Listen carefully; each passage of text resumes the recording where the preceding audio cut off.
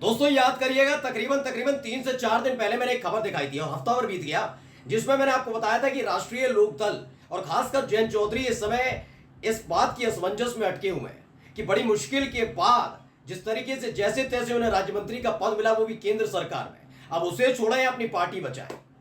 और इन सब के बीच अब फैसला हो चुका है। जी हाँ, जयंत चौधरी की जो डिमांड थी उसे खारिज कर दिया गया। यही जयंत चौधरी चाहते भी थे, क्योंकि उनके अपने कार्यकर्ता डंके की चोट पर लगातार अब आरएलडी का, जयंत चौधरी का विरोध करने पर जुट गए। साफ साफ नसीहत देने लगे हैं कि जो काम आपने किया वो ठीक नहीं किया है। अपने अपने एक एक बयान से आप पलटते चले गए, सिर्फ इसलिए क्योंकि आपको मंत्री बनना था। कार्यकर्ताओं का सम्मान अब तिनके की तरह हो गया है। आपके अपने समुदाय का सम्मान तिनके की तरह हो गया है, जिसकी आपको कोई फिक्र नहीं है। और इसी के बाद जयंत चौधरी ने एक बड़ा फैसला लिया है। लेकिन इन सब के बीच आपको दिखाने जा रहा हूं भारतीय जनता पार्टी की तरफ से ऐसा क्या किया गया जिसके बाद जयंत चौधरी आग बबूला हो गए। नमस्कार, मैं हूं प्रज्वल गौतम और आप देख रहे हैं न्यूज सर्किल। 8 विधायक आरएलडी के वो साथ जाने के लिए तैयार, किसके? अखिलेश यादव के। मैं बता रहा हूं ना, लगातार आपको दिखा रहा हूं और बिना तथ्यों के आधार पर नहीं दिखा रहा कि हवा हवाई कोई खबर है। सारी की सारी खबरें पुष्टि के आधार पर है। अब तक कम से कम जब से वो मंत्री बने हैं राष्ट्रीय लोकदल के भैया चीफ जयंत चौधरी साहब, तब से ही 2 प्रवक्ताओं ने पार्टी छोड़ दी। भूपेंद्र चौधरी उनमें से एक थे। भूपेंद्र चौधरी तो भैया खासम खास थे जयंत चौधरी के, कहा जाता है उन्होंने ही पार्टी मजबूत की थी। लेकिन अब हुआ क्या कि जयंत चौधरी ने देखा भाई कि एक एक करके तो लोग पार्टी छोड़ रहे हैं। दूसरा, मेरे अपने विधायक अखिलेश यादव के खेमे में जा रहे हैं। अगर राज्य मंत्री बना भी रहा तो क्या फर्क पड़ेगा, पार्टी तो खत्म हो रही है भैया।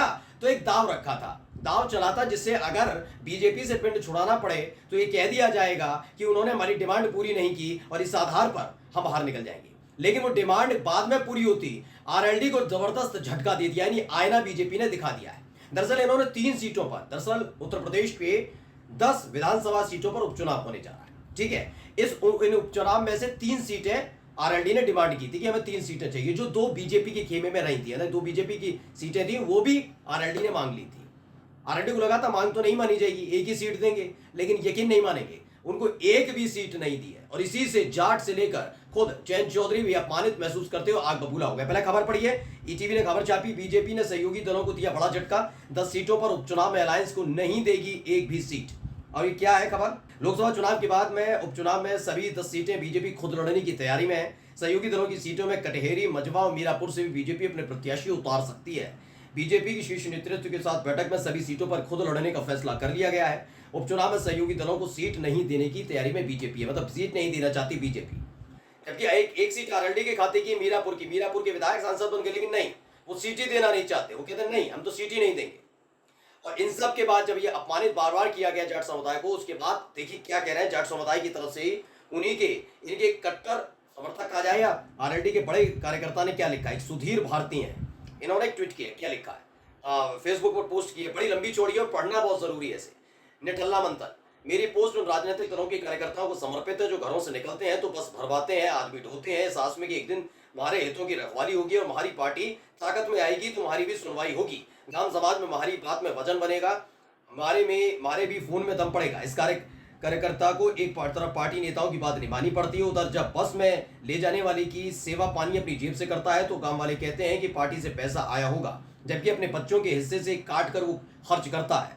चूंकि मैं तो आज तक एक ही पार्टी का कार्यकर्ता रहा हूं, यानी आरएलडी का, तो अपनी स्थिति तो कुछ ऐसी ही है। 28 सालों से कार्यकर्ता हूं, सोचिए ये हालात पैदा कर दिए हैं।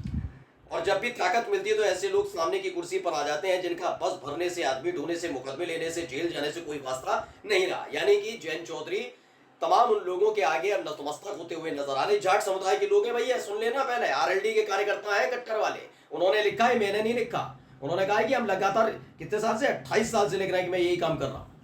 आगे क्या कहते हैं, 2002 में पार्टी सत्ता में आई तो तत्कालीन मंत्री जी अपने लोग आगे कर गई और विपक्ष में संघर्ष करने वाले कार्यकर्ता पीछे रह गए। हम कार्यकर्ताओं की आवाज उठाने के चक्कर में किनारे कर दिए गए तो 2002 से 2008 तक दिल्ली में रहकर टाइम काटा, लेकिन वहां भी काम पार्टी का ही किया। लेकिन मुजफ्फरनगर में पार्टी का ऐसा करके गई कि अब 28 साल लग गए सत्ता में साझा होने में। शायद फिर इतिहास दोहराएगा, क्योंकि कार्यकर्ता की पीड़ा देखी नहीं जाएगी, आवाज उठेगी, नतीजा चाहे जो, यानी बड़ी बगावत का ऐलान हो चुका है। मैं आपसे पहले भी कह रहा था और अब भी कह रहा हूं, कुछ लोग पूछ रहे थे ना सबूत कहां है, अब देख लीजिए सबूत।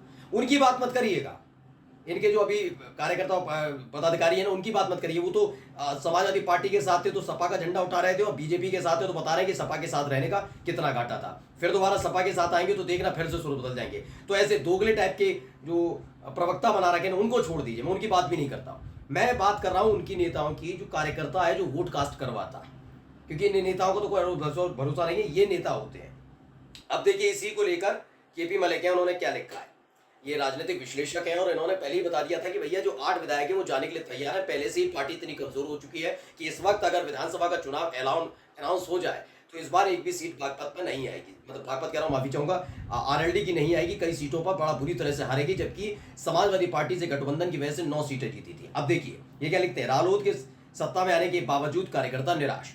भाजपा से गठबंधन के बाद जहां रालोद के कोर वोटरों में तो नाराजगी थी, वहीं मुस्लिम मतदाता तो रालोद से पूरी तरह छिटक गया। कुछ रालोद नेता इस फैसले से नाराज होकर पार्टी भी छोड़ गए।